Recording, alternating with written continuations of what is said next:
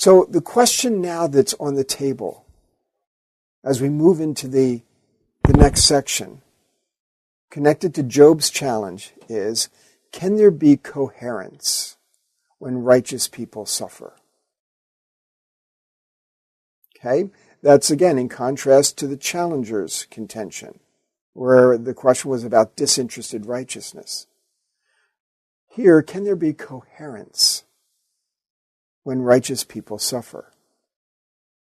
It serves notice that Job is not in the position of control, and that his expectation should not dictate the direction in which this situation proceeds.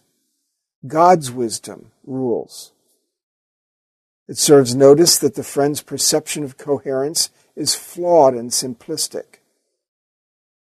Following the friend's advice would not have brought coherence to Job's world. So, wisdom should be understood as that which brings order and coherence. God is the author of order and the foundation for coherence, but one would not speak of God himself alone as coherent or orderly. God was exercising wisdom when creating, but to say that God is wise understates God's nature. Just like we mentioned near the beginning of this whole course, the idea that God is just somehow makes him seem contingent on some outside criteria. And it's the same thing here. Certainly God acts wisely. God is the source of wisdom. That's the most important connection. God is the source of justice, and God is the source of wisdom. So affirmations such as God is wise, or God is good, or God is holy are misleading because the adjectives themselves actually find their definition in God. One may as well say that God is God. Any wisdom we might find has its foundations in him.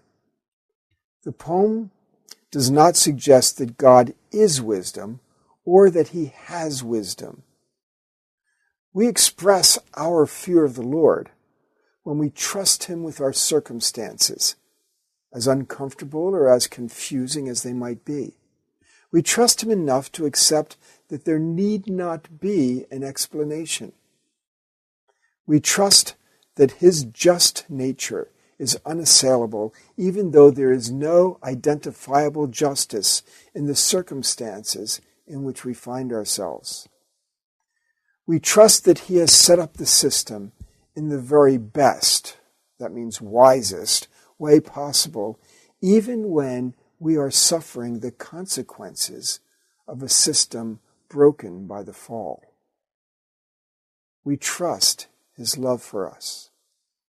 We trust that even in our difficulties, he can show his love and strengthen us through the trials.